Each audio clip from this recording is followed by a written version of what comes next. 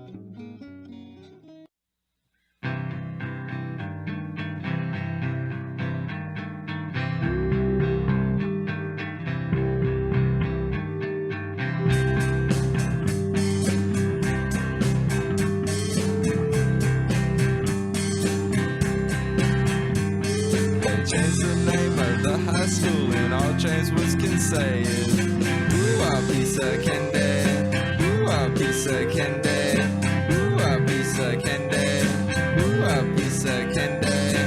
When a ball went turned into a vampire, all James Woods could say was ooh, a piece of candy, ooh, a piece of candy, ooh, a piece of candy, ooh, a piece of candy. Sat around the house and said, ooh, a piece of candy, ooh, a piece of candy, ooh, a piece of candy, ooh, a piece of candy. And you know that James Woods practiced his laundry well, but everything that he reads becomes real hard to spell. Everyone tries to help him, but the words just won't come out. There's only one thing he can think of, and it's what comes out his mouth. Candy, ooh, a piece of candy, ooh, a piece of candy, ooh, a piece of candy. When he comes out of his house, the women scream and shout, ooh, a piece of candy, ooh, a piece of candy, ooh, a piece of candy, ooh, a piece of candy. And you know that he's nectar, the best of them always says, ooh, a piece of candy. Ooh, a piece of candy, ooh, a piece of candy, ooh, a piece of candy. Reese's Pieces on the floor and watch him come a saying, ooh, a piece of candy, ooh, a piece of candy, ooh, a piece of candy, ooh, a piece of candy. And you know that James Woods practiced his laundry well, but everything that he reads becomes real hard to spell. Everyone tries to help him, but the words just won't come out. There's only one thing he can think of, and it's what comes out his mouth. Ooh, a piece of candy, ooh, a piece of candy, ooh, a piece of candy, ooh, a piece of candy. When he comes out of his house, the women scream and shout, ooh, a piece of candy, ooh, a piece of candy, ooh, a piece of candy. A piece of candy.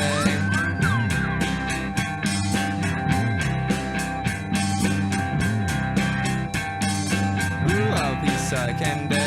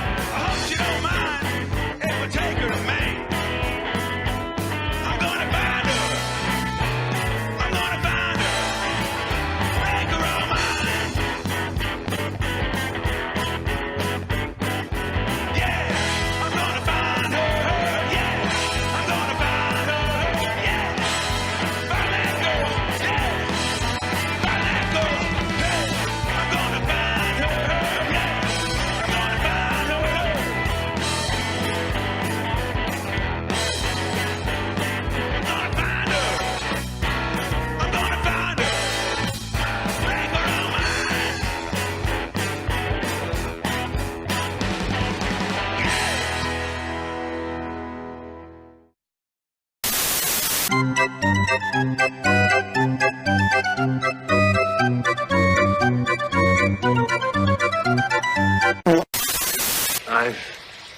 seen things you people wouldn't believe. So, a creature for my amusement. Prepare for battle. Fucking thing sucks!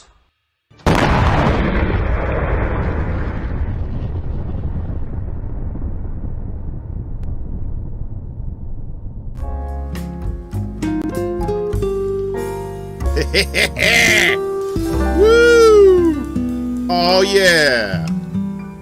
What is going on, peoples? You notice a little different background back there, huh? Got a little theme night going on here at the Extra Bullas. That behind me is the Chicago Loop. Night time. And Chicago is a very special place for me. It is my my birthplace.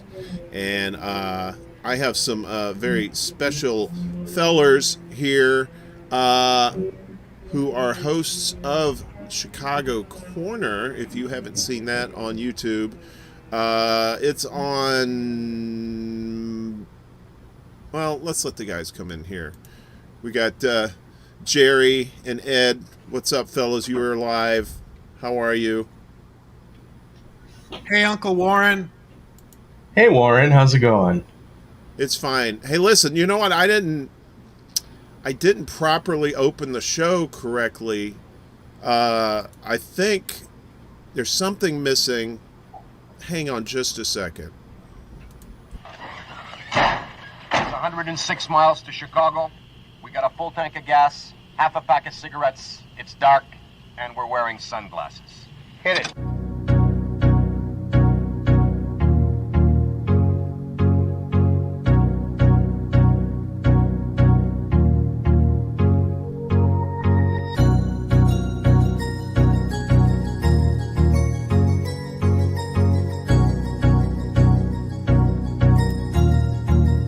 That's good.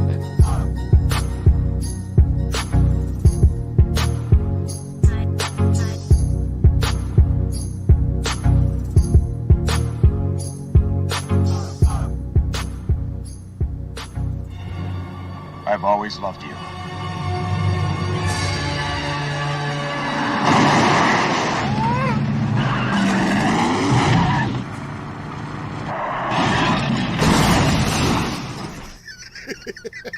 Warren, that's usually what it looks like wherever I am in the city, rushing home Tuesday and Friday nights to get our show on the air on time.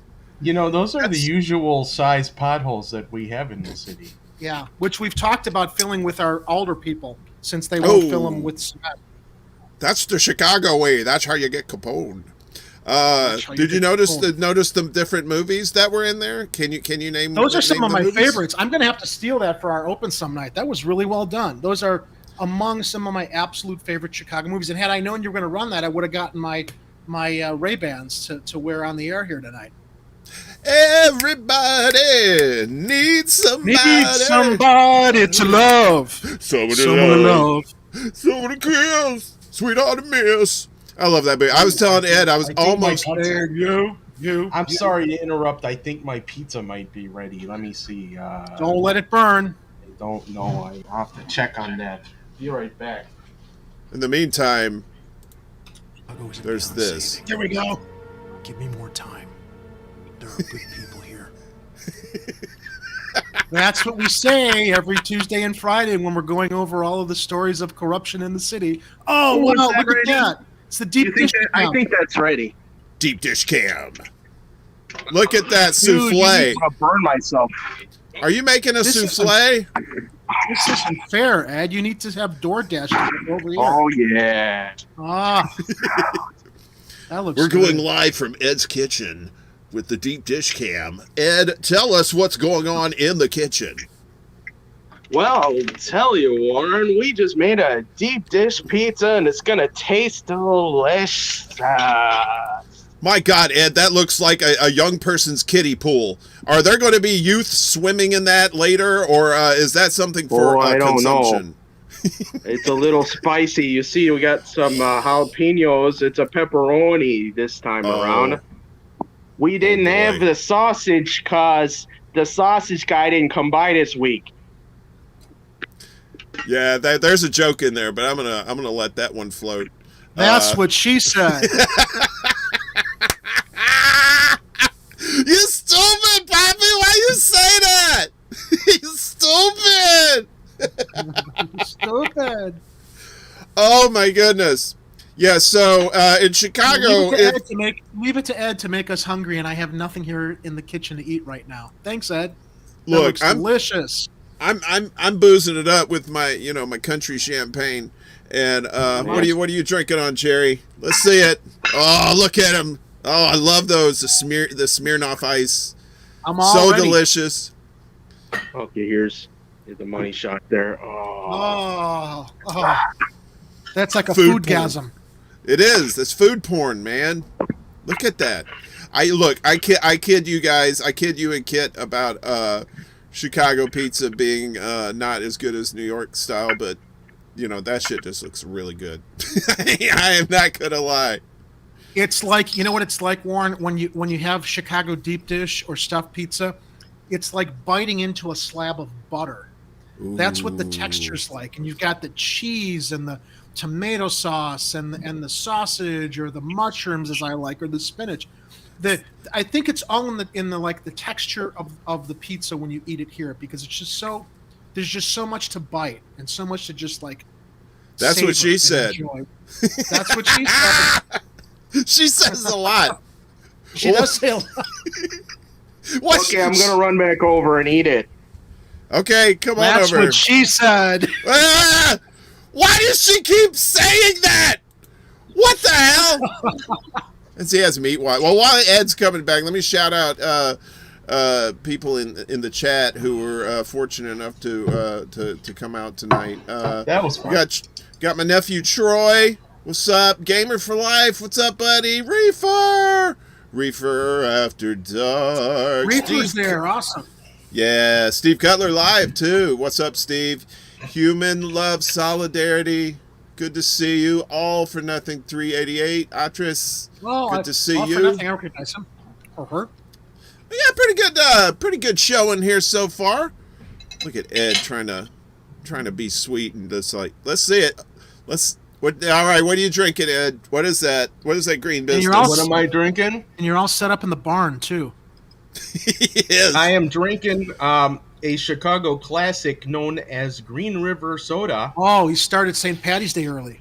With yes, the nuclear green, some sort of lime flavored soda, which is quite delightful.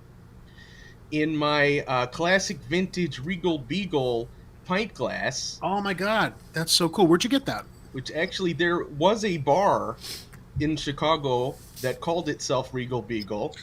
They don't exist anymore. I managed to buy some pint glasses from them. I thought that was only from Three's Company. Yes, that is why I bought the pint glasses. Oh, okay.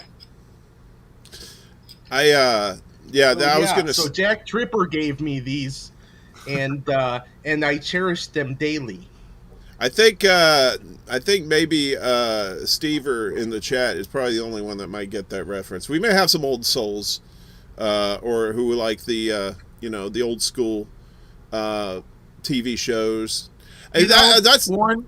Yeah, go ahead. When I was younger, I knew what preceded the television that I watched. I knew of the Brady Bunch. I knew of the Partridge Family. Shit, I even knew silent movies. Right? So for today's kids, not to know Three's Company is unacceptable.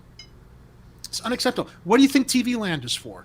What do you think Meet TV is for? They run all these classics that everybody should be up on. Exactly. I used to watch some of those old shows after school, like Beverly Hillbillies, Gilligan's Island. I was in Chicago. Nah, I was a wee one when I left. Although I do have an interesting story about Chicago. So we left.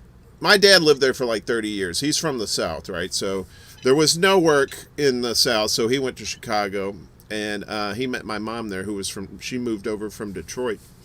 and we moved when I was 2 because at the time there was like a lot of crime going on, and he thought, well, we might be safer going back home where he had more family and stuff like that. But there was an interesting story. I was the last place we lived was on Troy Street, I think. I'm not quite sure where that is, but it was one of those places that had like a bay window, and it could look out onto the street.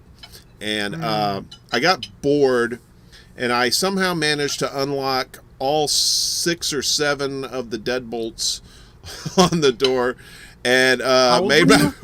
I was 2, and made my way downstairs, and made it to the park down the street, and my dad came looking for me, and see, these nice Puerto Rican children were playing with me, and he gave them all money and bought them ice cream.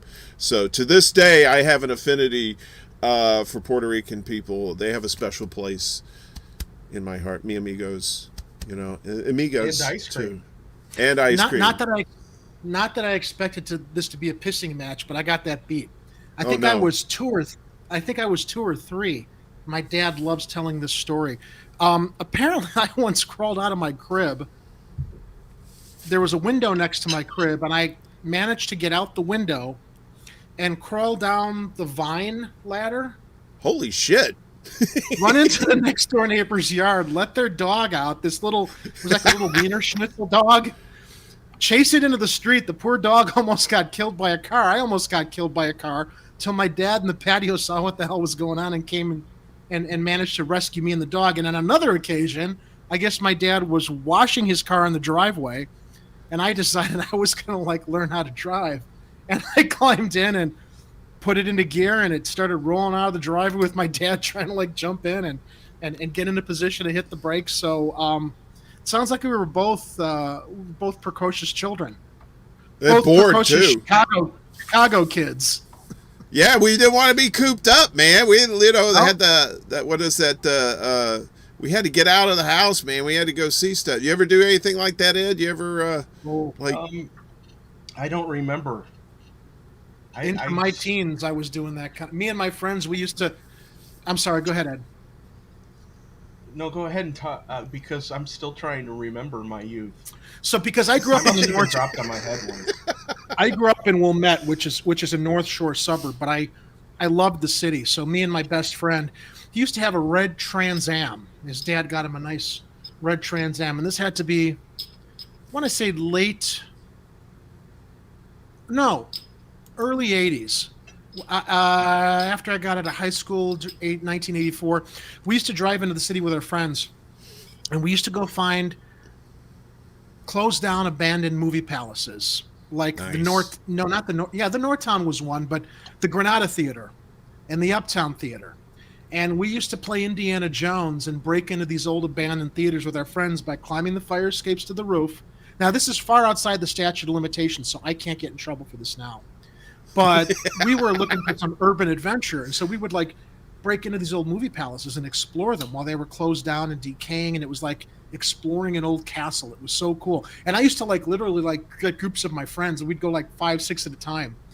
Park the car. We had this whole routine where we'd lights out before we went in the alley, park the car, use a crowbar with a rope to pull the fire escape down, crawl up, go to the roof. There used to be a skylight over the projectionist booth in both theaters, and we'd pry those open and lower ourselves on the rope like we were going into the well of the soul. Good times. Yeah. And then there was one time we didn't have flashlights, and I believe this was the Uptown Theater. All throughout the theater, they would have well, not all throughout, but in certain places they would have fire hose booths, in case of a fire for emergencies. So I took the brass nozzle from one of these fire hose booths, and I got a rag, and I wrapped a rag around it, and we lit it with a match. It's like we were going through there with torches, like we were in an ancient tomb. It was so much fun. Yeah. 80s were a good time. So when I see these shows like Stranger Things, I'm like, yeah, that's kind of reflecting all the shit me and my friends did when we were back in the 1980s. I like Stranger Things. Even though it takes place in Indiana, it reminds me of because it's all rural, right? So Yeah, Midwest. yeah, so it kind of reminds me of growing up down south. Kind of the same thing, kids riding their bikes everywhere, getting in all kinds of trouble. E.T., the Goonies. No, Goonies. Those Hey, kind of- you guys! How you Oh, doing with man. pizza, Ed? I'm doing pretty good. I was just trying not to inhale the entire thing at once Oh, my because God, that's that always a looks dangerous thing. You should wear swim trunks before you eat one of those things, Ed. Jesus Christ. Speaking of deep dish, hazmat suit so that you I don't usually get most of it in my mouth. that's what she. Well, all right. Anyway, That's what she said. I keep that's setting what you guys she up. said. We should have got her on the show because apparently she's saying everything. This is Ed's I wish I site. knew who she was. I know, right? Because she's saying all the right things, brother. I'm gonna tell you that right now. Oh, I hey, would that looks familiar. I would kick her out of bed for eating deep dish pizza. King of Segway. So we got realdeepdish.com. Ed, you want to tell us about this site? Sure. It was about 2009. And at the time, our president was Barry Phone Call Obama. And there was a news story where he ordered deep dish pizza from St. Louis. And I got mildly irritated by that fact. What? As you should have. And so actually it made me interested in knowing how actually to make deep dish pizza. So I went on the Google in search of information and finally discovered I discovered a forum called pizzamaking.com. And these guys, they talk about not just Chicago style, they talk about all styles of pizzas. There's like an entire section just for Chicago. If you guys like other styles, there's New York, there's Detroit, there's all the different styles. They've got their own little forum in there. And so I found my people inside the Chicago forum, and they started telling me how they had been basically on a similar quest. I like the way you put that. My people. They are your people. Your Chicago people. My pizza peeps. Pizza peeps. And we dispelled a lot of myths with trial and error, and also because some of them used to work in restaurants, and some of them knew people who used to work in restaurants, and so we put all the puzzle pieces together and realized a few things. Number one, the original deep dish pizzas never had cornmeal in them. A lot of people think that they do, and they do not. And that was a giant revelation because people kept trying to make deep dish pizza with these recipes that were bad. They were floating around the internet and they all had cornmeal in them. And people were wondering, why the hell doesn't it taste like the ones that I'm having at Pizzeria Uno downtown? And we're like, because they don't use cornmeal, man. It's not how it works. So we engineered some recipes. Everybody had their own little different baker's formulas, I practiced for a while, and then I was like, I should share this information.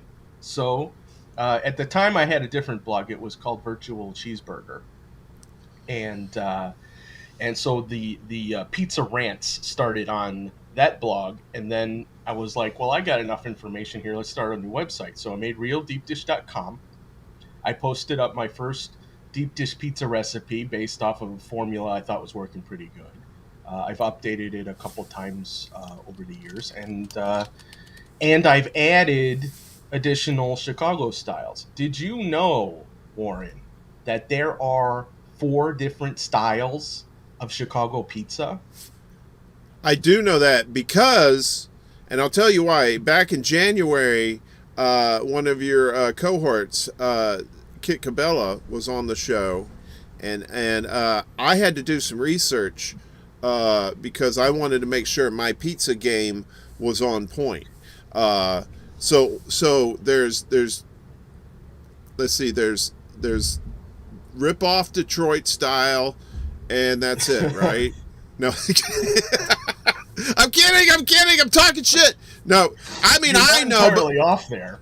no, stop it. I think I ripped off Steve Poikinen's jokes, so I don't mean to do that. I'm not a hack. I'm not stealing people's jokes.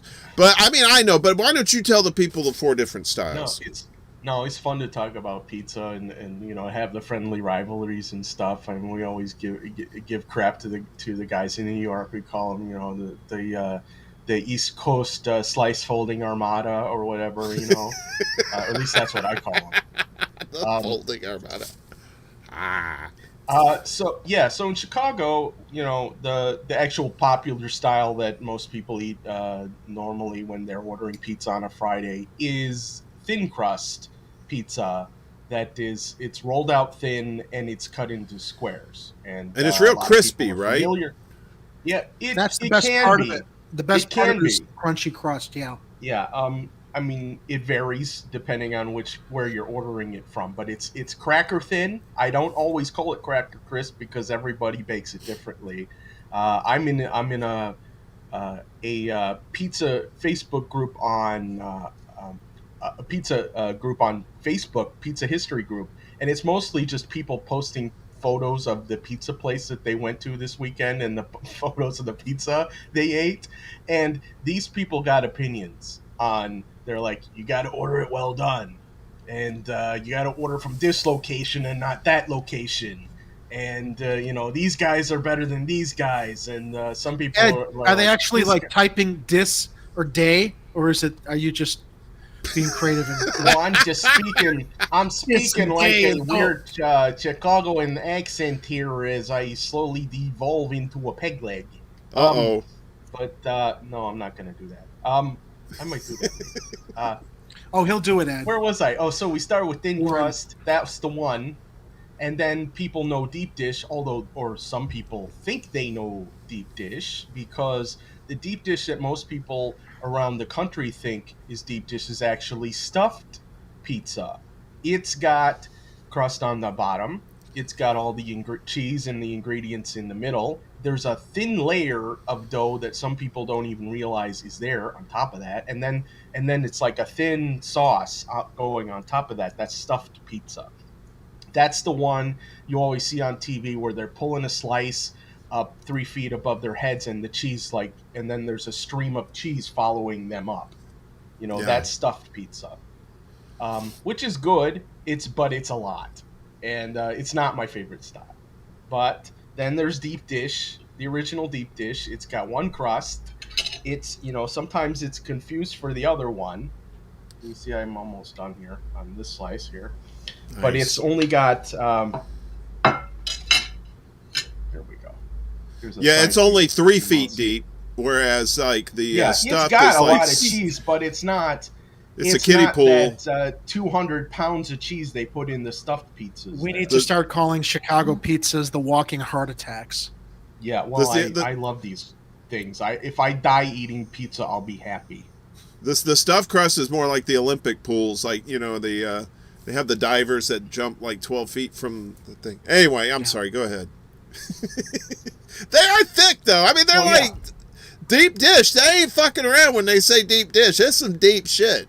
No, I mean, these are pretty substantial slices, and I think they were intended to be. You know, you can get full on 1 or 2 slices. You know, this is you're not going to eat a whole deep dish pizza. That's hard to do. I mean, you're getting into competitive eating territory there. If you're puffing on the devil's lettuce, I beg to differ. You know, if you got some of that electric.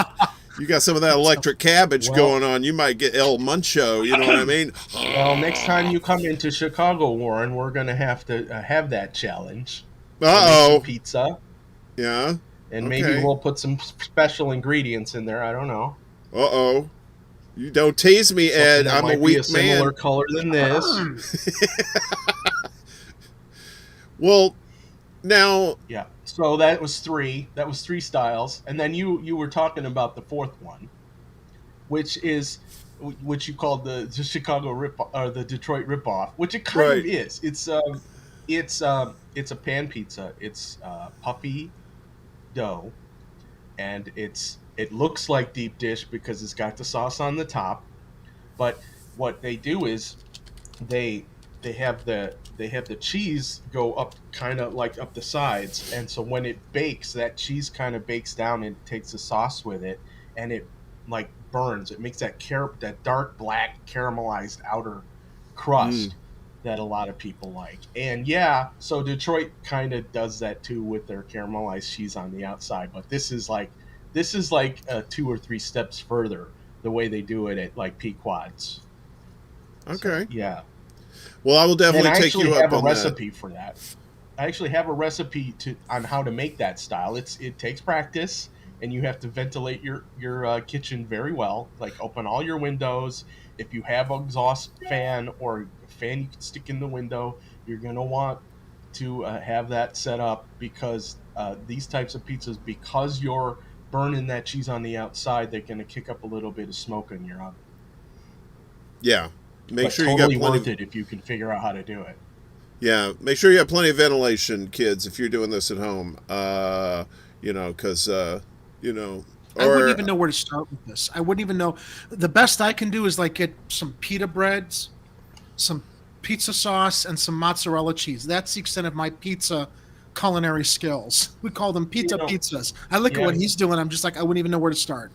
When I'm in a time crunch and I don't have time to make pizza dough, I'll go and get some like tortillas from the store, because you get your oven really hot. You put sauce and cheese and stuff on it, just like you normally do for any kind of thin crust. It takes a little less time because you're not baking that dough, and you got that thin crust is very similar to the tavern style.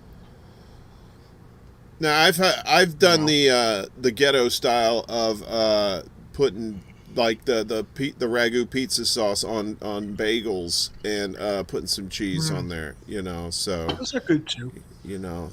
It got the job done. It wasn't like, exactly tasty, but as they say, it was what it was. And it's kind of like having a night with somebody that I've done pizza bagels. Who in the chat has press 1 if you've made pizza bagels at home? Yeah, let's get some democracy in the chat, okay? All right, that was my horrible Kit impression. That was your Cabello? Yeah. That was or as you said a moment ago, Cabela. Kid Cabela. You know why I said Cabello that?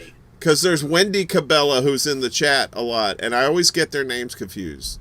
So sorry, Kit Cabello. I always there seemed to be a little bit of a laugh in the chat about that. I think people figured you were just kidding around. He's definitely not watching because he's on Lucky's show right now. We got like dueling Chicago shows. Oh shit! Hey, how did I get here? Oh my god, happened? The fucking devil! Wait, what? Who? This is the guy who started the Chicago fire. Hey, did you guys see some weird glitch just happen? I saw a felonious cow on screen. I am totally calling Johnny Law next time, Mister. Now I've seen Peg Leg and that criminal cow on Chicago Corner a few times. Jerry, how did Chicago Corner? What's the origin story there for that? Well, the origin story preceded me, because I've only been with them for, I think, a year this month. It's a 1-year anniversary. So like many of us, I'm a big Jimmy Dore fan, and I stumbled upon an interview that Daniel and Kit had done with Jimmy. Right. So discovering that there was a progressive news outlet here in Chicago on YouTube, very much like what I would watch in New York and Los Angeles with shows like Jimmy's or Kyle Kalinski's show Secular Talk in New York. I reached out to Kit and Daniel, and I said, I am a media professional. I don't know if you guys have a need for anybody to help out with what you're doing there, but I'm a news junkie and I work in media, and I'd love to volunteer and help out if there's anything there that I could be a part of. So at the time, they were doing the Hard Lens Media Show, and they had Chicago Corner, which was focusing on local news, and that was hosted by Ali Alexandra. And initially, I had been recruited to produce for Allie, do some field segments, give some support to her because she was the anchor and the host of the show. But she had some scheduling conflicts that arose from her regular day job. So Daniel asked me if I wanted to step in and anchor the show because she couldn't do it anymore. And I said, would I? I mean, one of the things that I was hoping would happen was I'd be able to like co-host with Allie. I didn't want to anchor a show, but I certainly wanted to be able to participate and offer commentary and opinions. And when Allie had to step away and the opportunity was there, Daniel gave me the shot at hosting Chicago Corner. And that's where I met Ed and Lainey and Kira McCowan. And it's been a lot of fun ever since. I really enjoy the opportunity to have a platform for my big mouth as we go through the weekly news cycle and find all the shit in Chicago that enrages us. Although, I have come to get a little bit exhausted with bitching about stuff all the time. And I'd rather, if we bitch, we also might look for and find solutions or have people on the show that are actually doing things to make a difference. So it's not often that we're able to find the solutions or find the people who are making a difference, but every once in a while we find some people on, we have guests and we talk about, alternatives. But the most important thing about Chicago Corner is just to bring people's attention to bear on all the corruption and scandal that it seems people are just numb to here and they accept. I lived in California for 10 years and it wasn't until I was away that I realized, because in California, yeah, there's corruption and scandals, but they didn't put up with it as much as they do here in Chicago. At least my perception was that they didn't. And looking back at Chicago, this city literally is numb on a state and city level to all the shit that's going down. I mean, Madigan just got indicted. We had Rod Blagojevich go to jail. We've got 3 or 4 aldermen who are being investigated by the feds right now. We had another governor go to jail. It's just business standard operating procedure here in Illinois and Chicago. So, the fact we talk about and comment on these stories every week, thank you, Bessie. It's just, wanting to keep people focused on what's going on and hopefully look for other candidates or see where we can, I don't know, change course here. Wow. Corruption and crime in Chicago. Boy, that's new. Hey, listen. I know, right? But Warren, there's a video down there next to my screen that you can play to let people know. Wait a minute. Because I can't activate it on. Chicago isn't beyond saving. Give me more time. There are good people here. No, they're not. Stop it. Quit lying, Bruce. We regularly remark that Chicago is pretty much as bad as Gotham City. So I run that clip during Chicago Corn and I did a voiceover to change Gotham to Chicago. So now that one was it Batman Begins, right? So but the second one, The Dark Knight, was actually shot in Chicago, right? Oh, they were all shot in Chicago. Well, the first two were shot in Chicago, and The Dark Knight Rises was shot in Pittsburgh. Right. I think they may have shot a couple things here in Chicago. But Batman Begins, no, they were shooting here. They shot the tumbler chase on Lower Wacker and Upper Wacker Drive. Right. They shot under a lot of the L tracks. The beautiful thing about Batman Begins from a production design standpoint is that they used Chicago, but they built on it. They added more to Chicago to make it look like its own unique city.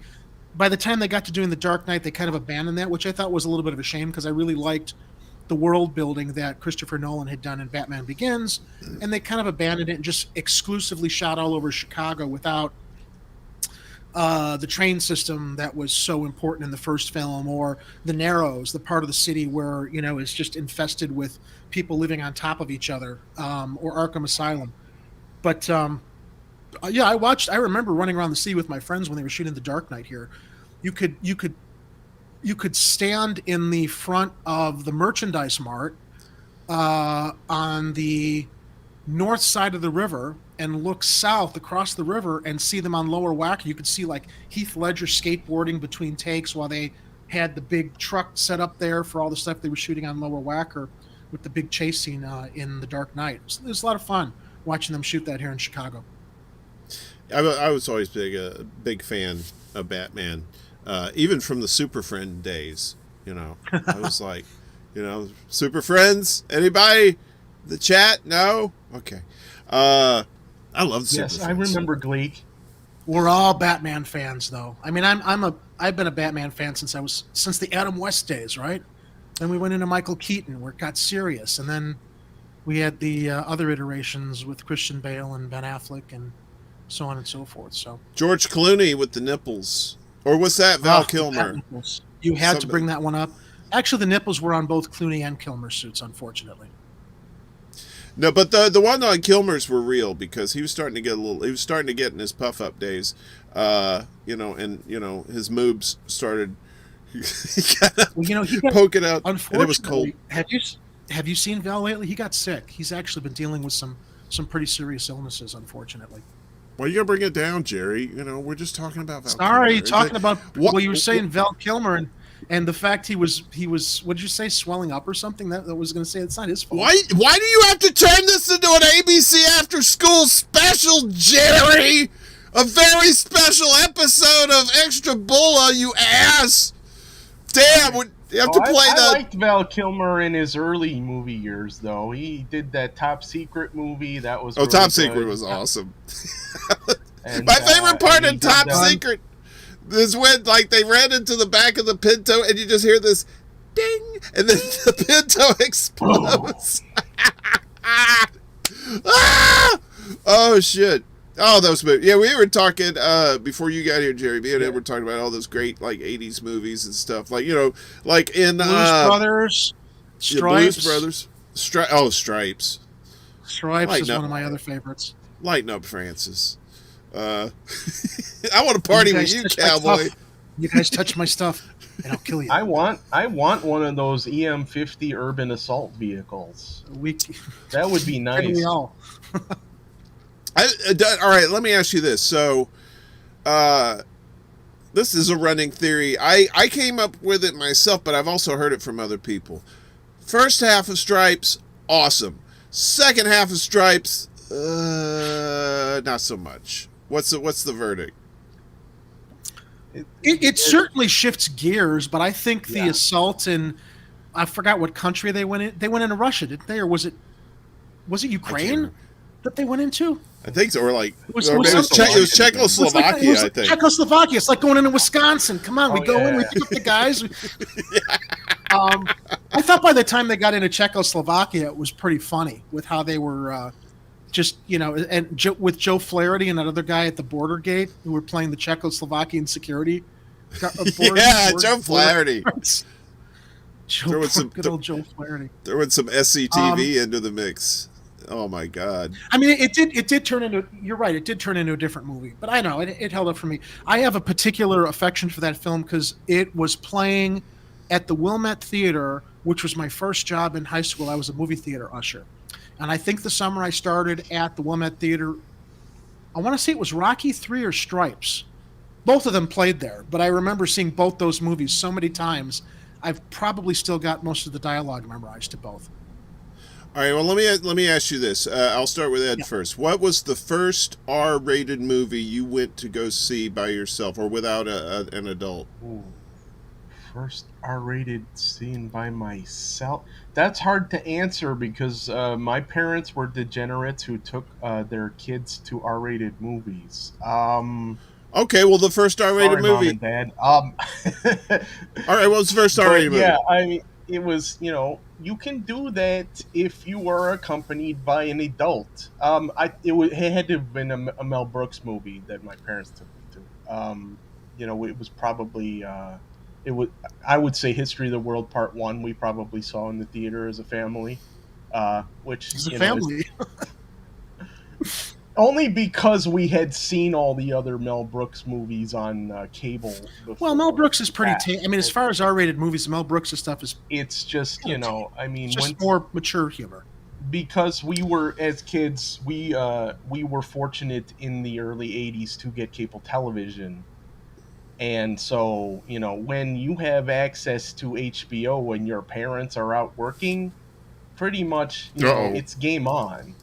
You get to see all the movies that are playing. You get to watch Buddy Hackett Swear Up a Storm. You see all the George Carlin specials. And so obviously you become, a person that has multiple personality disorder sometimes, who talks to ghost cows. It's, it's Right. natural.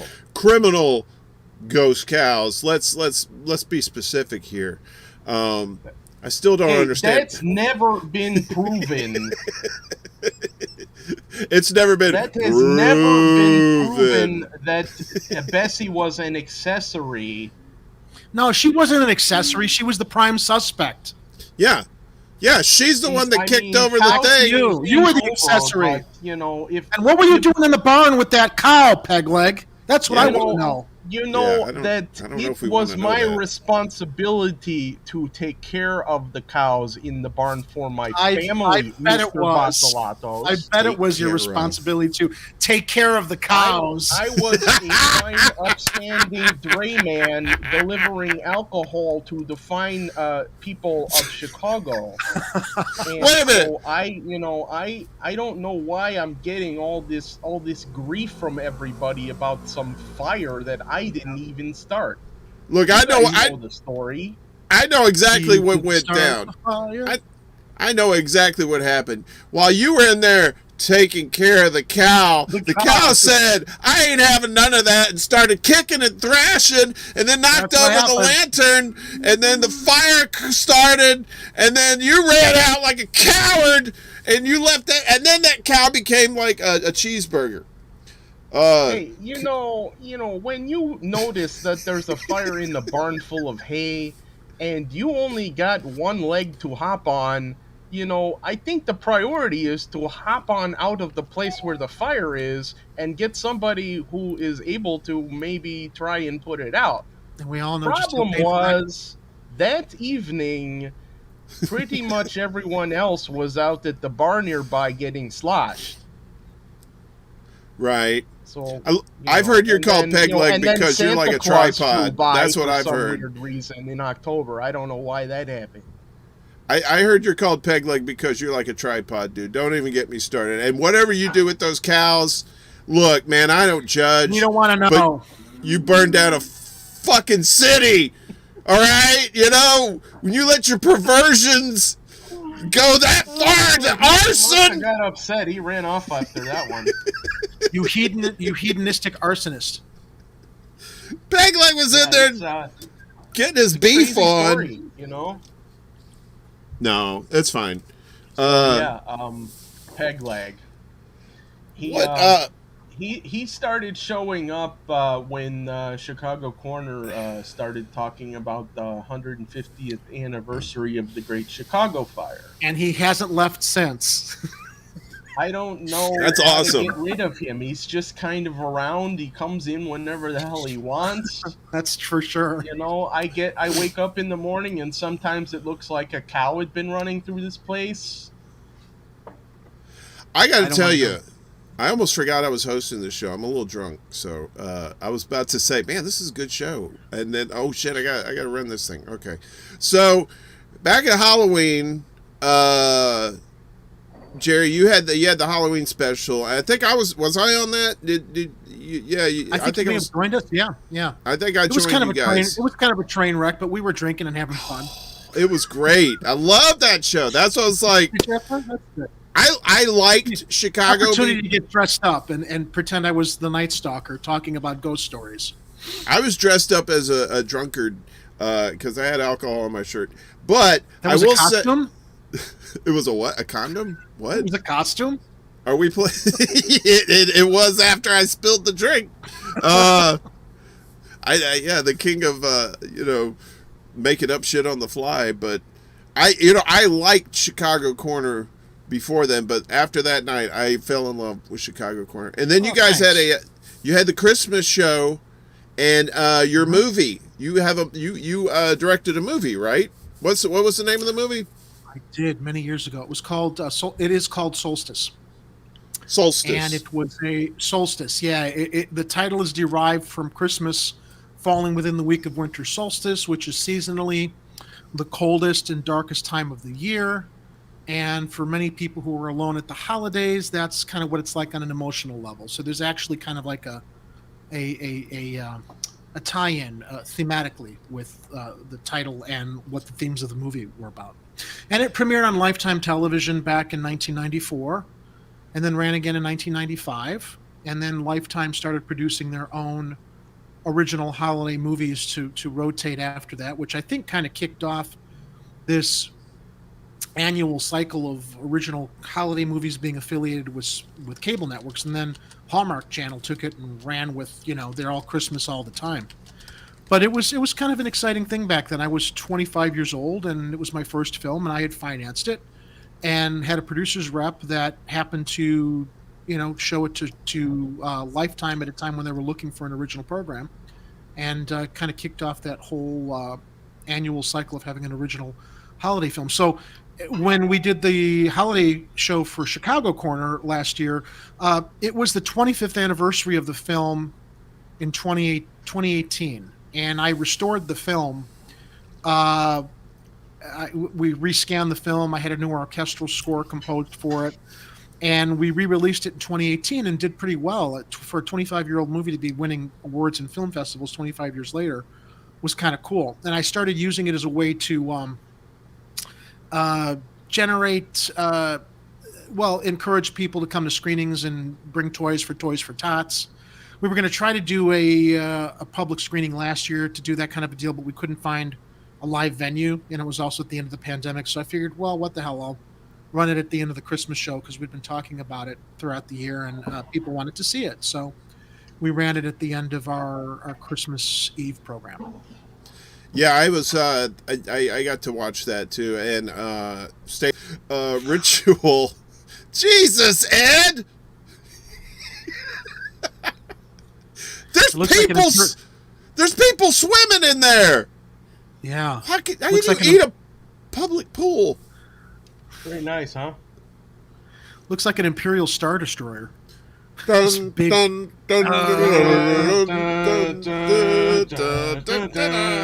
I got a little bone to pick with you here. We got a little shame picture here. You apparently helped this guy. His name is Bacon. Is that right? And here, yeah. And here you are. I've been I'm his social media intern. They call me Tweet Boy. I would argue you're the anti-social media intern. Can you explain this picture, Ed? What the fuck is this shit? I could. Well, we have to go back to the origin of the Bacon for President Twitter account. Okay. Way back in 2012. Back before the... Jesus, how long ago was that? 10 years ago? Back in my day. Wow. 10 years. We didn't have Earth. We liked it fun. So this is Rachel Maddow here, right? This was back when Rachel Maddow actually had a soul and a conscience, I think. Back in Dickety 12, when most of us were only mildly annoyed by watching cable news. Right. Not as completely tuned out and super annoyed like most people are now. I used to watch a lot of those shows so I could get angry about them. There were a few people on that show, on that network, like remember Ed Schultz, and then and before that Phil Donahue and a bunch of other people who basically got fired for not towing the party line. Yeah, pretty much. For being too left. For being too right. For not spreading the propaganda that they're all used to. The shit libs are spreading. Yeah. Now. So they were they at that time it's like all the celebrities were getting super stoked about being able to attend the White House Correspondents' Dinner, which they were calling the Nerd Prom. And so at this time, Twitter was just blowing up with celebrities posting photos from the White House Correspondents' Dinner and all the stuff, and talking about how they were attending and the people they were meeting and glad handing, and so at the time I had a parody account who was running for president who has bacon for a head, named CP Bacon, and Chris I know what CP P stands Bacon, for. and Middle name is P-E-A. Okay. I'm sorry. And It's not it was funny, it's very basically, serious. it was just, we like bacon and we want to run him to run for president and help more Americans bring home the bacon, that kind of stuff, right? And then politics started getting weird, people started, the veil started lifting from a lot of these fake politicians, and all this other stuff started happening. And then the White House Correspondents' Dinner happened. And like I said, so the Nerd Prom, hashtag Nerd Prom, if you want to look for pictures on Twitter for this thing. They do this every year. I don't know how often they called it Nerd Prom, but in 2012, are they still doing it, or did they have one this year? Yeah, they have. I think there's one going on soon. Okay, because Trump canceled them during his term, I think. Yeah, I'm sure Biden's going to have one. Okay, because Trump was a little too thin-skinned to be able to. Melty Joe laugh will at himself. definitely have one.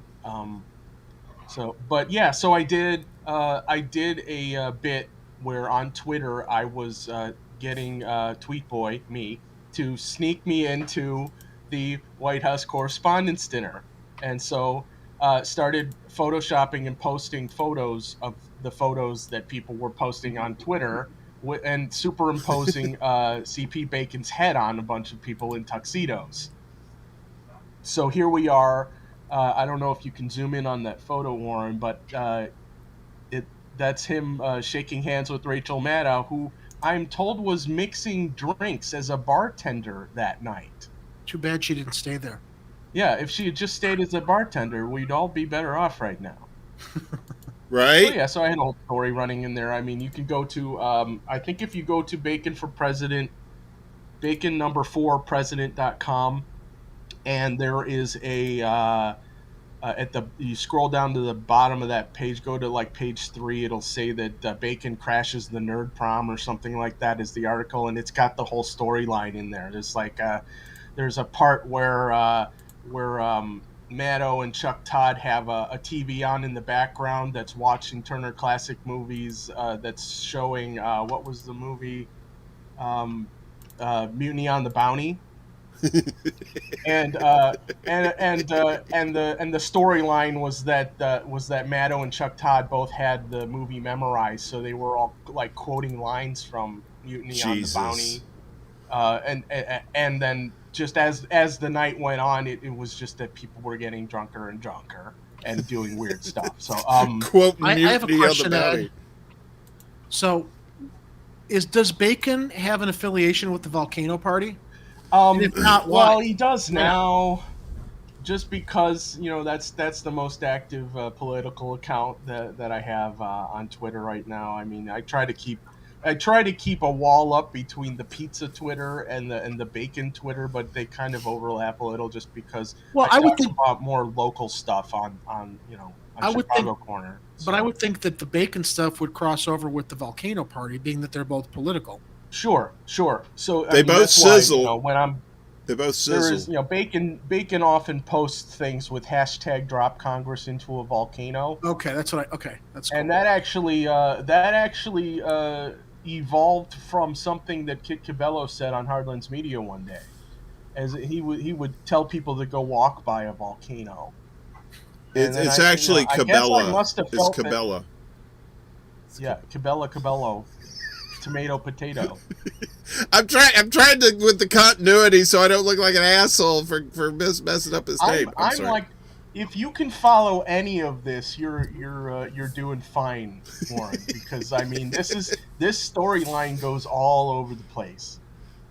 Well, but usually Cabello, I think, was suggesting somebody go walk by a volcano, and then I must have felt that wasn't enough. We needed to drop some people in, and then I created a logo, which some of you, if you go to Hardlands Media and donate through the what's it called, their super chat that they have, the Streamlabs one, it brings up a little graphic of a helicopter carrying the was it the Capitol building or whatever, and it's hovering over a volcano. All right. Yeah, and it does that. All right. Yeah, that's the sound it makes. So then I made a website, which is volcanoparty.org. And it just, it's not a real party. It could be if somebody wants to help make it into one. But, it's basically got what I call lava-based solutions. Lava-based solutions. I'm trying to pull it up here. Uh-oh. Is volcanoparty.org? Is that .org. Yeah. Okay. It might take a bit to load it up. I don't know if I'm getting shadow banned or some weird thing on. No, there, you're but fine. We got it. I'm a little slow on the uptake anyway, and then you add alcohol to the mix, and boy, it's going to take a while. So I'm not even going to lie. Volcano Party, saving America with lava-based solutions. That's some great gear too. And of course, there's merch because why not? Right? Let's have some merch. I mean, we don't really have much merch for this show. It's more like because the catchphrase at the end is "wash your ass," and I don't think anybody wants that on a coffee cup. So, there's where you're talking about the helicopters dropping the Capitol into the thing there. That's nice. It's the designated survivor wish fulfillment page. Yeah, so and the merch store is nice. You can get T-shirts. There's little stickers. I think there's even some mugs. They're not flavor improving. You can only get the flavor improving mugs on Chicago Corner and Hardlands Media's shop. I'm going to drop these links in the chat because I've heard other people say that on other shows, and I think that's cool. So I'll put all of these in here too. So here's the I got my mission statement. If you want me to read that from the Volcano Party site, I have to pull it up here. Please. Here at the Volcano Party, we flow with the best possibilities for America's future. The Volcano Party wants health care, not insurance for all, a federal jobs guarantee with a real living wage, and real UBI basic income solutions. The people need substantial consumer and student debt relief, guaranteed education, and an equitable and greener planet. We must put an end to continually erupting regime change wars. Heck, let's stop doing war altogether. Let's rebuild America's crumbling infrastructure and throw in some upgrades while we're at it. Let's make sure everyone has a roof over their head, improve public transportation, and rethink social support and public safety. We can do this! And then it also says, we also want a puppy, and we want to name him Puppy McPupface. All right, fine, we'll get the puppy ourselves, but everything else can be done without costing taxpayers a penny. And then it goes on from there. But then it talks about the endless obstruction, and then how lava-based solutions are the answer, and that kind of stuff. Oh, and you should click on the events page and see if that still works. Okay, let's see. Events. Where's that at? Is that at the top? Okay. Oh, good. It still works. There is a thing. Let me see if I can share this. So while we're doing this, Jerry, what I want to know is why doesn't Oreo have his own channel? Well, yeah. Oreo needs a live stream, or at least his own camera. Why isn't he your another co-host? I mean, why? What do you have against cats? He's very, the thing is, I have nothing against cats, but he's very finicky. He only wants to come on when he wants to come on. Right. He only comes on when I'm in the middle of something and he wants to interrupt something. When I want to have him on to join me, is when he's never around. Talking about politics, I want to share some links with you that I was responsible for back in the day. Yes, please. I just shared it in the private chat. Okay. Uh-oh. This is when I was on an anti-Bill O'Reilly kick. I created this website. These are not secure. You guys are dangerous. Are you trying to? Okay, no, never mind. We're fine. What the hell's going on here? Security certificates are expensive, Warren. That one. There you go. It was BillO'Reilly.com. With this falafel. I spoofed his website and changed his book covers, 60% off, the vibrator zone. I did another one with Glenn Beck, too. I don't know if I can pull that one up. That's what she said. When Glenn Beck did that stuff.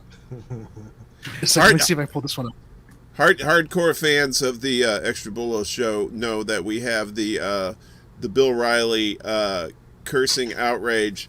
The fuck it! We're doing it live! We're doing it live! Fuck it! This is awesome. Mind falafel. Oh, I hated Bill back in the day. You're so stupid! R.I.P. Devil Rush. Oh, this is great. Hannity. I have another one for Glenn Beck too, when he was like a big shot. But I'm trying to see if I can find that one. Here it is. I got it. GlennBeck.com. Papers, please. Let me see if I can see if this one comes through. All right.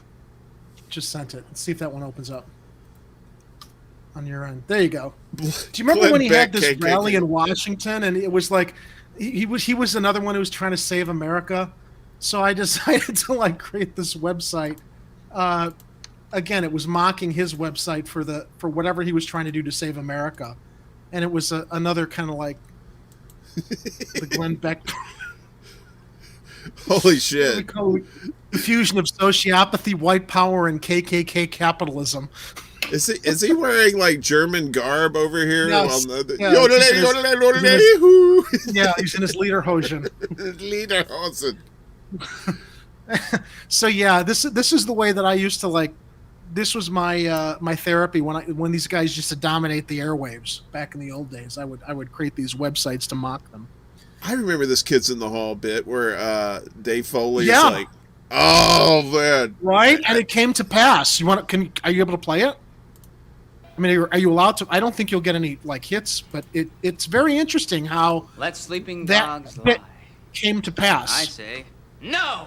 It won't let me go full screen on it. You know what sleeping dogs I'm referring to, don't you? No? Well, let me refresh your memory. Russians. That's right. Russians, Ruskies, communists. Oh, this is timely. Oh, now you remember.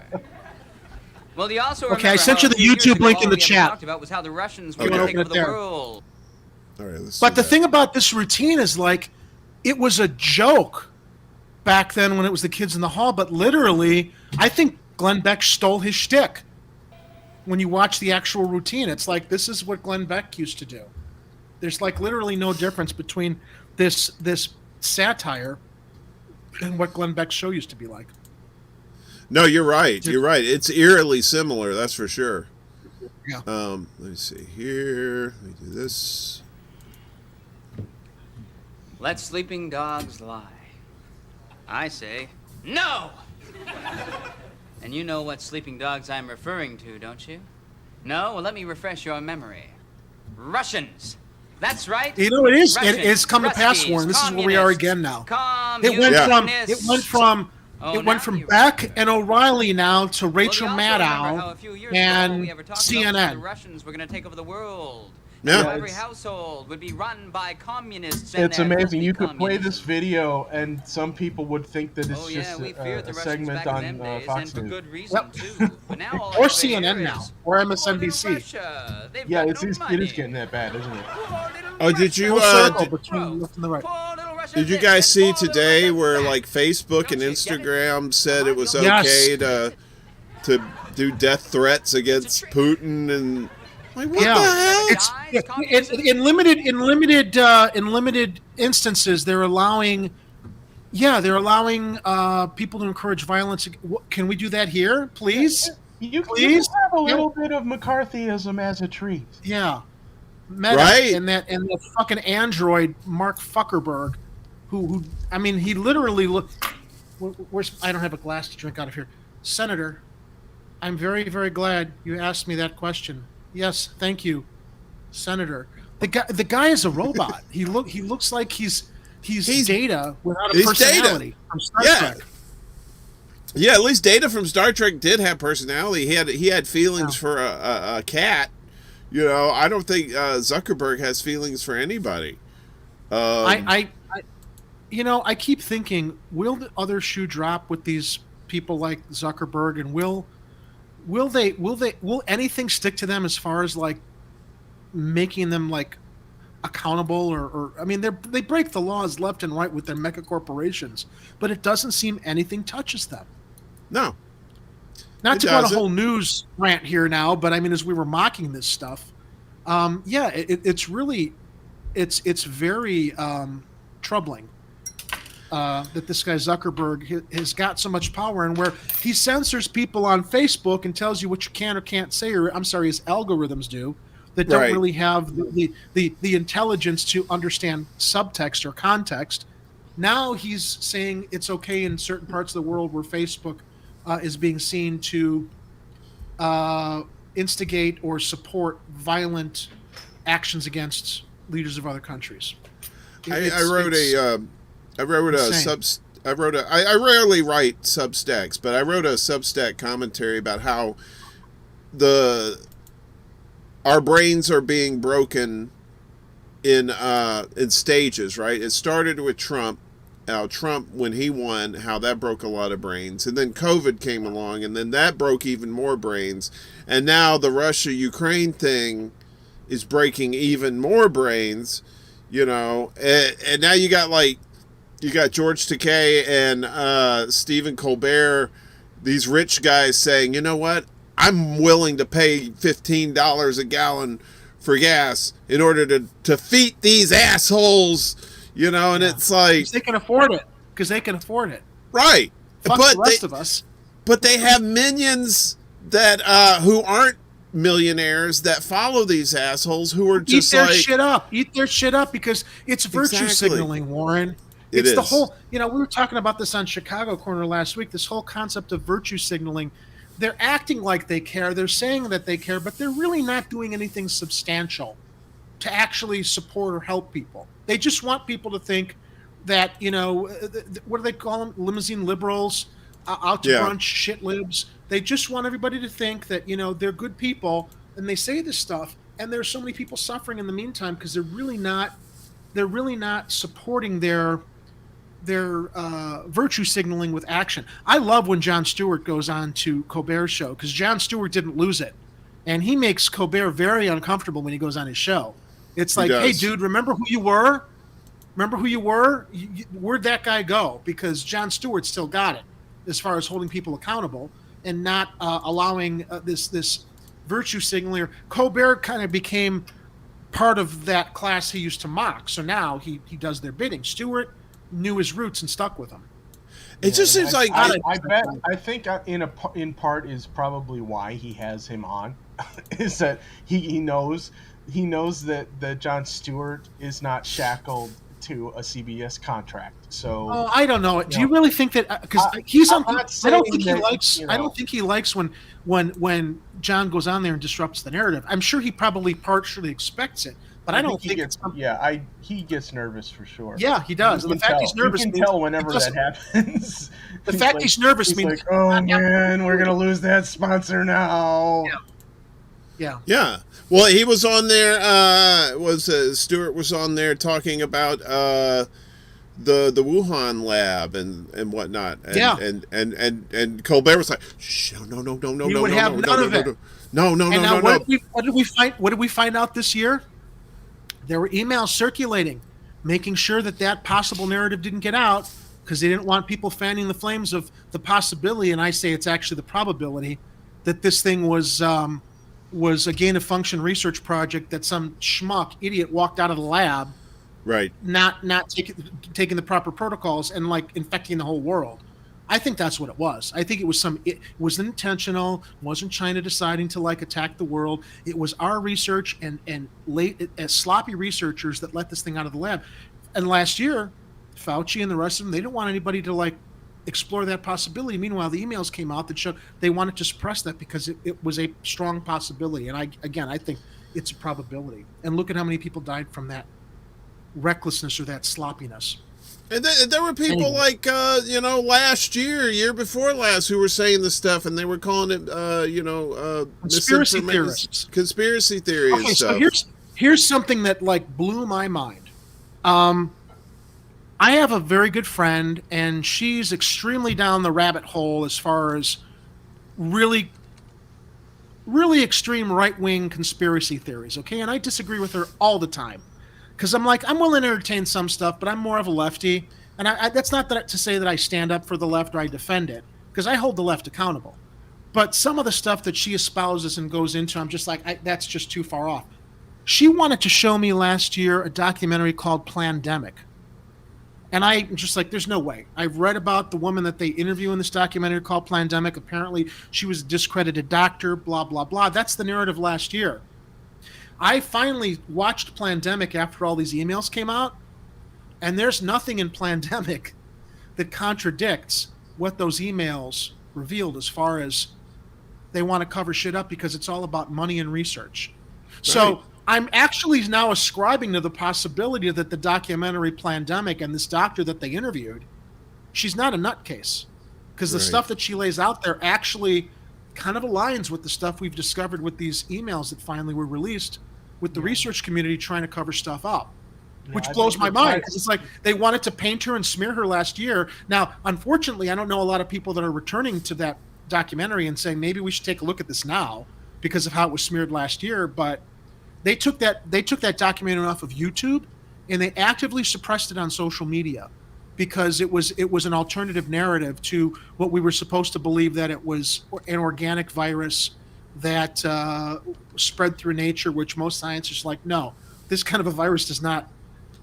Viruses that spread through nature don't spread this way. This is not normal. Which is what I think it's the title of the documentary that probably hits people harder. It's like, if you haven't seen it, and I haven't seen it, the first thing I'm thinking when somebody says that is that there's like they did it on purpose. Like they were, and I'm not part of it that's on purpose though, Ed. It's not that they started the pandemic on purpose. The research was, and we're not saying that you the suppression of what could have happened was on purpose. That's kind of what I think is at the basis of what this particular doctor that they interviewed is talking about. So yeah, I can see how the title might mislead people into thinking, oh yeah, they planned all this. I think what they planned was like covering their asses is what they planned more than anything else, and it's gotten out of control. And you know, this is a big money-making industry, the research, gain of function research, medicine, vaccines, everything else. You hear how much money Bill Gates is spending on wanting to patent a vaccine that he doesn't want other parts of the world to have when we're in the middle of a world health crisis. So I don't think that we can label these things as conspiracy theories so much as maybe we ought to consider them, what would you call them? Conspiracy possibilities? I don't know. Well, they're starting to call them spoiler alerts now. You know, right? it's because I mean, like even 2 weeks ago, there was people talking about there was somebody on there who put 2 and 2 together about the bombings, where the sites that Russia was bombing in Ukraine. And there were specific sites, and it turns out that these places had like bioweapons labs there, you know. But that was 2 weeks ago. They were like, "Nah, you're crazy, you're nuts," and then they're like, "Nah, they're pretty much right," you know. Nothing condones what Putin is doing, but he was provoked. There are no good guys in this crisis right now. No, we provoked Putin with trying to get Ukraine into NATO. Ukraine is on his front doorstep. Can you imagine if Cuba wanted to align itself with Russia again today? Come on, and they're in our backyard. Ukraine is in Russia's front yard. So there's a lot. It's much more complicated.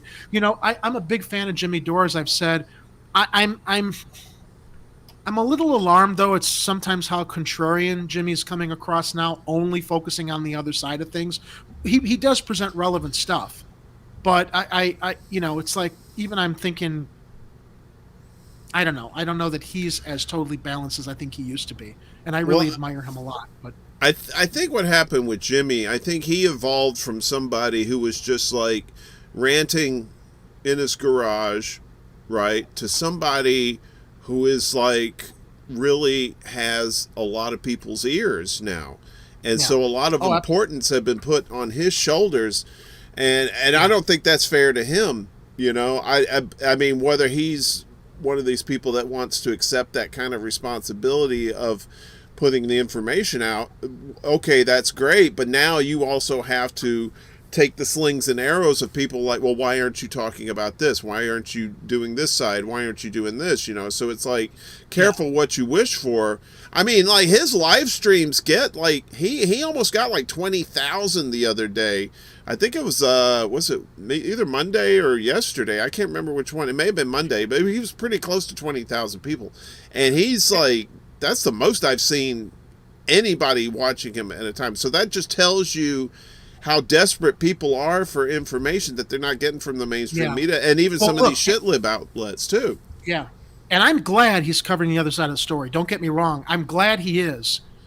But when he just covers the other side of the story, he attracts so many conservatives who listen to him.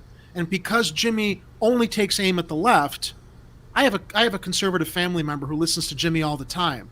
Oh, Jimmy's bashing the Dems. You see, he's a liberal, but he bashes the Dems. It's like, yeah, he does, because we hold our side accountable. What are you doing about your side? Yeah. I think that you know, and I'm not saying Jimmy should like start spending more time bashing the Republicans. We know what assholes they are, but I guess it just seems to give more fuel to some conservatives where he doesn't also, you know, not a lot, but just put a little bit more light on the conservatives also. I mean, I know we know that they're bad, but I don't know. I just think it just drives me nuts when I hear conservatives who love Jimmy Dore, and they love him because he bashes the left and Democrats. Not the left, because he bashes the shit libs and the neoliberal progressive phonies. They do need to be bashed. They need to be bashed because they are becoming no different than the Republicans. But in bashing them, while conservatives and Republicans, you know, don't think their side can do any wrong, you know, Jimmy's whole thing is like, you want to reach out to the other side and find common ground. I agree. I thought Jimmy's interview with Tucker Carlson a couple months ago was actually like really enlightening. It was. I can't stand Tucker Carlson, but I enjoyed the conversation he and Jimmy had with each other. It wasn't political.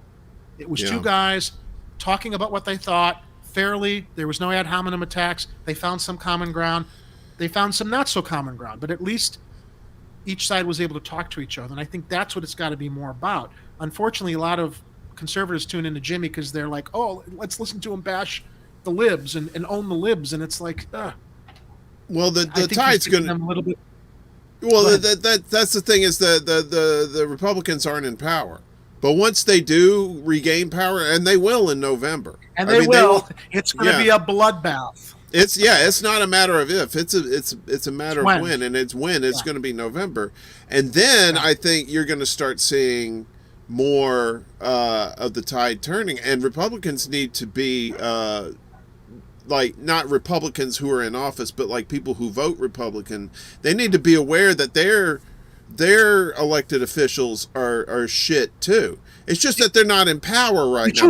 Did you hear Ted Cruz at CPAC? What a piece of shit. Acting like he wants to hold big businesses and big government accountable. It's like, really? You want to give everybody freedom except when it comes to women controlling their own bodies. You want to give everybody the right to protest except when it's Black Lives Matter. Go fuck yourself, Cruz. That guy's the most pandering piece of shit cuck that let Trump insult his wife and his father and went to phone bank for him. That shows you everything you need to know about how spineless Ted Cruz is. But they eat his shit up. They eat his shit up because he's a demagogue. Well, yeah, and in Florida too. You know, me and Jimmy were doing the news Wednesday, and we were talking about the "Don't Say Gay" business that they got going on down in Florida. That's all Republican shit. You know what I mean? Yep. And they need to be held to account for that business too. They're trying to sneak. They're trying to take advantage of people bashing the Dems who are in power and fucking everything up. But at the same time, they need to be held to account too. They do need to, because when the Republicans get back into power, Warren, it's going to be the same shit, different day. We don't have a profession. We don't have a strong left in this country. We don't have a strong third party in this country. These are two sides of the same coin. It ain't the red and the blue party. It's the green party. And I'm not talking about the green party that's worried about the environment. It's talking about the green party that's the money party, right? The money party, yeah. Yeah, it's money blue and money red. It's just two sides of the same coin. A lot of people go, oh no, but these guys do this and these guys do that. I said, yeah, it's all kayfabe. It's like watching wrestling. Yes, it is. You got. I mean, if any of you remember, watching, the WWF or WWE as they call it now, or World Wrestling Entertainment, or any of those wrestling shows, you've got guys who play good guys and guys who play bad guys, and sometimes they switch it up, and like one guy will play the good guy and the other guy will play the heel, and then they'll flip it. Like, you guys remember, there's a whole number of years that Hulk Hogan was playing a bad guy. He changed his name to Hollywood Hulk Hogan. He was total jerk, and then some weird miracle in their acting script decided he was going to be a good guy again. And then this is the same thing, except it's politics. And Guys, all they do is they take the money from the same people. They one side pretends that they care about you. The other side pretends that they're trying to keep government small, and they're all full of crap. They just want all of it for them and none of it for you. The only difference is which party bends the knee faster. Although I would say the Democrats have pretty much caught up with the Republicans. Well, and at this point, most of them are so old that they won't be able to get back up again once they hit the knee. There's a great photo you guys can easily find. Just Google Pelosi and Mitch McConnell. Google image search, and it's them. They're bouncing elbows with each other, smiling like they just robbed a bank together. That's how thick these thieves are. Yeah, you guys realize that the elbow bump is replaced shaking hands for a brief time during the lockdown. Oh, I think this was before the lockdown, though. I think that image. I mean, you can find other images of them together, like smiling and laughing. How's it going? Yeah. Yeah, but I think they had found some common ground with each other. And you know what? The only common ground the only time I want to see the left reach across the aisle to the right is when they pass them a hand grenade. That's when I want to see them reach across the aisle. And the hand grenade needs to be healthcare for all. It needs to be the cancellation of student debt. It's got to be a UBI. But they're just too comfortable and cozy being the new Republicans. Things that Melty Joe could do with the stroke of a pen, and he's just not doing it because his handlers or whoever's running his remote control right now won't let him do it. This is the come on, man. You know the thing. It's like the thing, Jack. It's got to be a combination of some really good brain meds and some kind of control chip. That's all I'm saying. Yeah. This is the Democratic and Republican Venn diagram that everybody talks about. It probably needs some tweaking, because you like you say, you have some things on the left, you have some things on the right, and then everything in the middle is the ones that everybody focuses on. Guns, healthcare, surveillance, gay marriage, all this stuff, and that's the thing. People forget that. Or people just need to be reminded of the fact that these are basically the same parties. They just wear different political clothing, as it were, but they do the same shit. I'll go one better. I've said this a million times, so if people have heard me say this before, I apologize. But the Democrats have become Republicans, and the Republicans have become batshit crazy. There are no Democrats. There are no liberals anymore. Everything is all on the side. They're all on the right of center now. It's all going right. For those parties, it's right of definitely center and extreme right.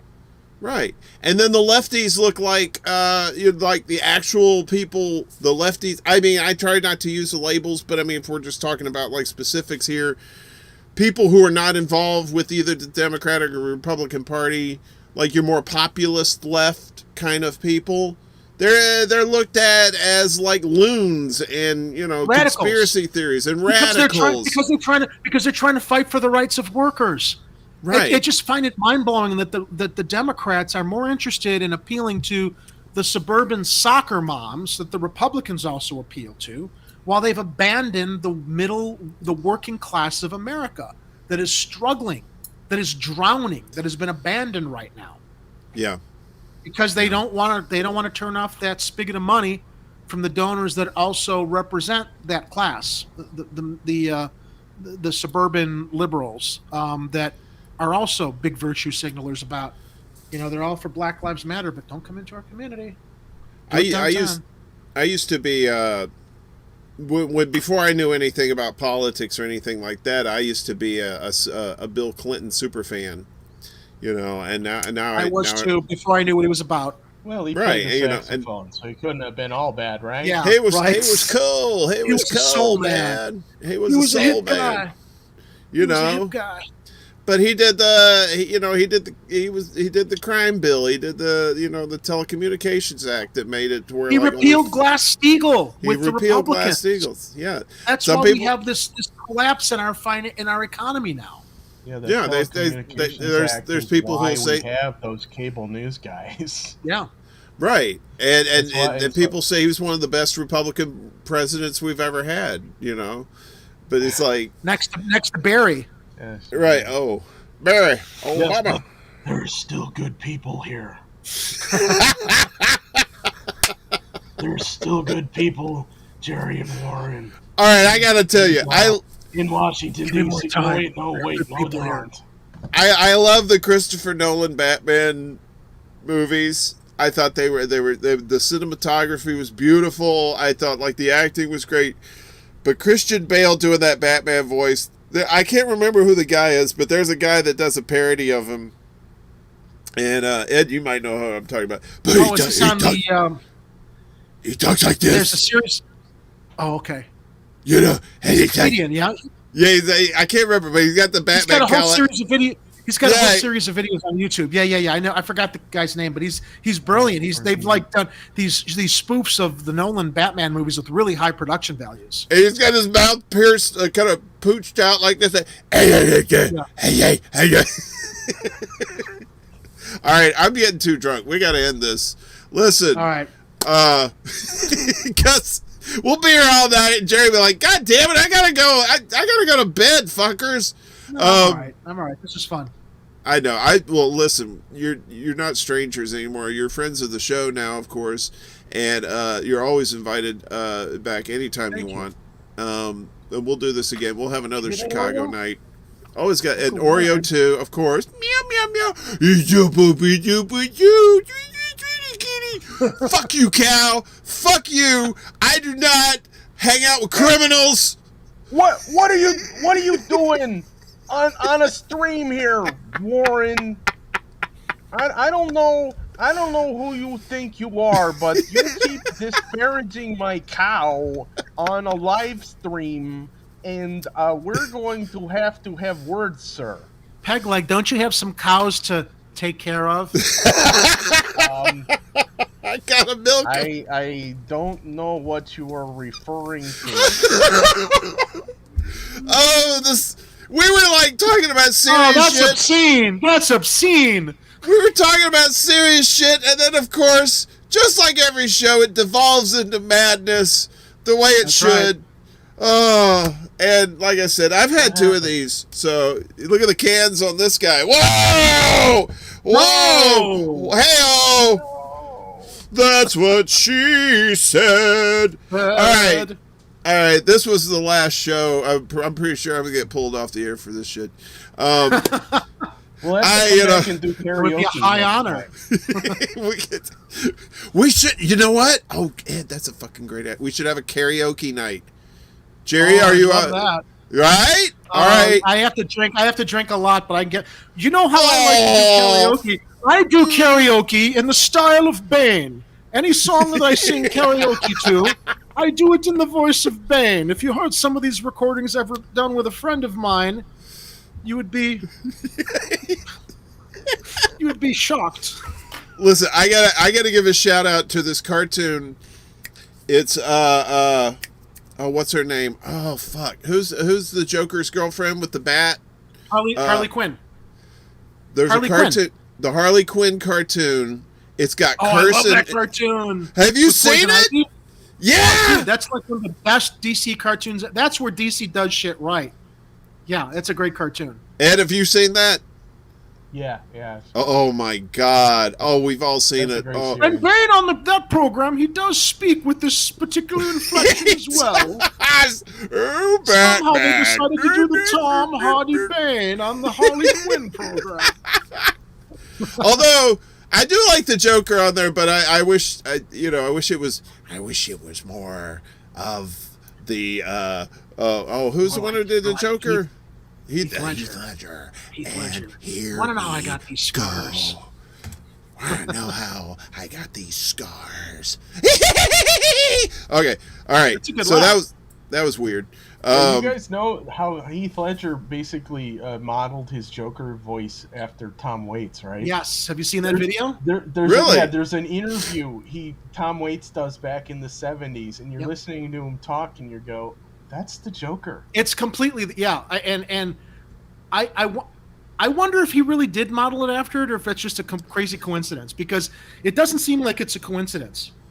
Well, it's not just Waits' voice; it's his mannerisms and the way he sits there and he talks. It's just this very, very weird. Yeah, he's got kind of that inflection with everything that he does. Go. Check it out, Warren. Actually, can we pull it up? Can we pull it up before we go off? Tom Waits is a Joker. Wait a minute. I'll find the link really fast. Let's people got to see this to believe it. Tom Waits, Joker. Because Heath Ledger had that English accent, you know, his regular speaking voice. What was it? What was that movie? 10 Things I Hate About You, or something like that, or 10 Things. Yeah. You know, and you're like, oh, what a pretty boy, and then all of a sudden, and here we go. You know, I'm like, fuck, what the hell? I got the R's. Okay, that's the link. Okay, that's the link. Yeah, share this. This is crazy. Go full screen with it if you can. I'm gonna do it. Give me a second. I'm a little slow on the uptake, but I got this. We're gonna do this. We got it. Uh-oh. Do we have a Russian porn bot in this thing? I got him. That was Tatiana. I like her. She's sweet. Anyway, what happened? Growing level of popularity throughout the intercontinental United States, Japan, and I travel extensively in Europe as well. I mean, even the rocking back and forth and the twitching. And they tell me you have a new market now in Ireland. Is that true? And he's rubbing the back of his neck. And here we go. You look like a leprechaun. You should do well there. Holy crap. That is crazy, yeah, dude. I think that was Heath Ledger's secret weapon in his research. He found that old obscure video just like him. Yeah. He sounds just like him. Holy shit. Ledger was part of an actor's performance is research and finding something to use as a foundation. I'm sure Ledger never expected that people would find that years later, especially after his passing, but I give him a lot of credit. It's like you want to find something unique. That's the kind of research an actor's got to do to find something interesting to put into and he made it work so well with the character that it's like it's not Tom Waits anymore. It's the Joker. Yeah. It's like you go and watch these 70s interviews with Tom Waits and you're like, you're listening to the Joker. You're not listening to Tom Waits anymore. That's how well he did the character. Yeah. He sounded just like Tom Waits. He sounded just like that video. That is scary how well he did that. But Heath was a little bit off his nut too, So he kind of was, you know, he kind of fit the mindset of the Joker too, because he had this. No. He was a little he wasn't like disturbed like a criminal, like a murderer or anything like that, but he was a bit disturbed. I guess disturbed enough to at least relate to that kind of character, you know what I mean? And then he just needed the voice for it, and there you go. Yeah. And to be fair, many people think that Bane or Tom Hardy took some of his inflection from Sean Connery, because there's a little bit of Sean Connery in Bane, a little bit of it, I think, foundationally with what Tom Hardy did. Oh, Batman! The Bane voice just kind of was weird for me because after having watched all the cartoon versions of Bane, where basically he kind of had like a Hispanic or Mexican background. Well, that was the comic book character's background. Actually, he was from this. Yeah. And then you come into a movie and you're like, what is this guy doing? It was a subversion of expectations, is what it was. He was trying to he was trying to hit you with something that you didn't expect, which strangely worked because you imagine Bane as this big hulking character that's brainless, and he actually sounded like he was an educated, very calculating tactician. Yes, he's very, very, very smart. And I'll tell you, I wish that we'd seen a halftime game this year of the level of what Bane presented in The Dark Knight Rises. It would have been far more explosive and exciting. Yes, What a beautiful voice he The Dark Knight has. to have been much more intelligent, to have at least realized his fingerprints were stolen, and to call up the bank to tell him to deactivate those before we stole all of his money. This is actually, you're doing a better Bane than I do, Ed. That's good. Maybe it's the echo you've got over there. Oh, do I have This an echo? football A little bit, game yeah. It is- sounds like you're wearing his mask. It's got to be the room I'm in. Okay. This football game is getting tiresome. I wish for the cheerleaders to come out and shake their pom-poms. Yeah, I think Shake Lauren's got their us beat. pom-poms. That's what she said. All right, That's what guys. she said. All right, guys. We could do this all night, seriously. We should pull an all-nighter. I told you, I told somebody I want to do a drunk Dungeons and Dragons game one night where everybody's just, you got to be hammered before you even start the stream, and we're all like, okay, you walk into shut up. You walk into a dungeon, there's a big dragon with the wings up. And then it just, anyway, we'll figure that out at a later date. I know I'm not a magician, but we're totally doing a magic missile right now. And that's what she said. No, wait. That's another thing. She says everything. Oh, this is the only time that I get any color in my skin is when I drink. I'm an albino. I'm sorry. All right, so Ed, tell the lovely people, is there anybody even watching this? Let's see. Oh, there's 4 people watching. Very good. There's four sad souls. They're out there, yeah, they're probably like masturbating or something. Tell us what you got going on. Is there anything fun going on, or just where people can find you? What do I have going on? I don't know. I might eat the rest of this pizza. No, that's a bad idea. Do not eat more than 3 slices of pizza. You probably will be full on 2 when you're eating deep dish, ladies and gentlemen. Ed, you can mail pizza to your friends. They're friends who live in Gotham that enjoy done pizza. blowing up this football field, let's go out to Lou Malnati's for some pizza. We should just have a stream one night. We're just doing Bane impressions the whole night. People are like, what the fuck is this? What did I tune in for? I could have been watching something else. What the hell is going on here? I'd like to know if Sean Connery can join in. Bane karaoke night. How about Roger Moore? Oh, I'm your second favorite Bond. I was in Moonraker. And now I'd like to perform Sir Mix-a-Lot. Roger Moore was great in Cannonball Run.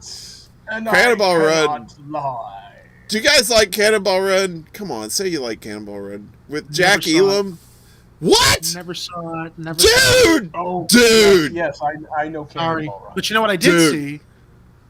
Going back farther, talking about that kind of slapstick comedy. Anybody ever seen It's a Mad World? Yes. That was the greatest slapstick comedy filled with every comic of the era. Worth checking out if you're one of the young ones in the audience, if there's anyone left. Oh yeah, you gotta watch Cannonball Run, Jerry. The first one. The first one. DeLuise and the second what's one. His name? You got Burt Reynolds, Dom DeLuise, Jack Elam. Jack Elam plays a doctor. I remember Jack Elam. I wonder if I'll have to see if it's on any streaming services. Oh, it's great. Dean Martin, Sammy Davis Jr. in it. Roger Moore's in it. Jamie Farr. It's almost like a Mad World. It's kind of like That's why I brought that one up. I get the impression it's like the Mad World of its time. It's just got a whole bunch of celebrities in it, and they're just doing this mad race across the country, and there's just a lot of really weird, cheesy, bad jokes, and just little, if you grew up around the time of the 70s and 80s, you're like seeing all these people in movies and TV shows that you've seen before. And game shows, too. In game shows. They were always up in those games. Roger Moore was in it, too, wasn't he? Yeah, he was. Yeah. And, Cannonball. You just had all these characters, and it was they all, it was a big, just all these little subplots going on through the whole thing as people tried to get across the country to win money. A young Jackie Chan was in it too. A young Jackie Chan was in it too. Yeah. Right. So, yeah, dude, it's totally up your alley. We know what you like. We know what you like. So I'll check it out. Yeah, definitely. What do you got going on, Jerry? I know, when's the next Chicago Corner?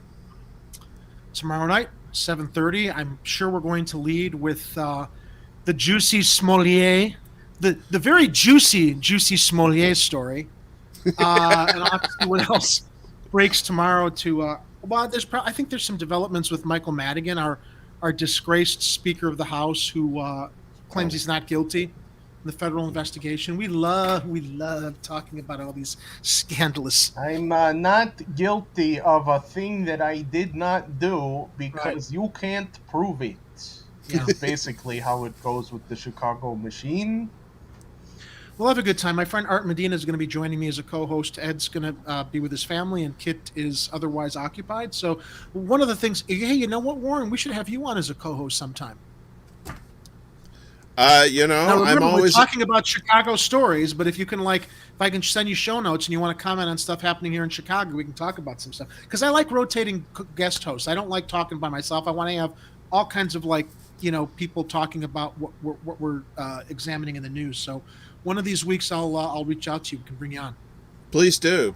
I would love to do that. I love Chicago. Like I said, I haven't been. It seems like I know I left when I was 2, and usually like people when they leave when they're real young, it's like, well, you're not really a Chicagoan. But my dad always just told so many stories about Chicago. He used to work at this plant called Peerless, and I think they made air conditioning parts or something like that. I think that's what that was the last gig. He was like a foreman there. So he would always, I think he regretted leaving Chicago. I think he liked Chicago, but he just was thinking about his family and wanted to bring him back down south. But I have always lived vicariously through him. So it would be an honor to at least just be a fly on the wall on your show. You know what I mean? I'll do whatever you tell me. Don't let anybody tell you otherwise. If you're from Chicago, you're always a Chicagoan. Right on. Damn That's right. All right, guys. Well, hang on just a second. I'll give you a proper goodbye here in a second. Let me say goodbye to everybody else here. Ooh, I forgot I got the funky music on. So, all those who came in late, I believe Fred Edward came in a little bit later. I think that was it. We had a nice little quaint crowd here tonight. I want to thank. Aram was here. Good to see you. Misha was here. Charlie Brown Rebellion. Thank you so much for stopping by. I love the Chicago folk. They're good people. I appreciate Jerry and Ed coming by. We're gonna have them on again. Hopefully sometime soon. Would love it. Would love to have you. Some odds on that system next time. We'll try and do what we can, Ed, but we're only just one person. I climbed out of a pit by myself. All right, everybody. I was born in the darkness. I was born under a bad sign. I stole those lyrics. you merely adopted the dark. I was born in it. All right, no more Bane quotes. We're drunk. Fuck it. Have a great night, everybody. Wash your ass.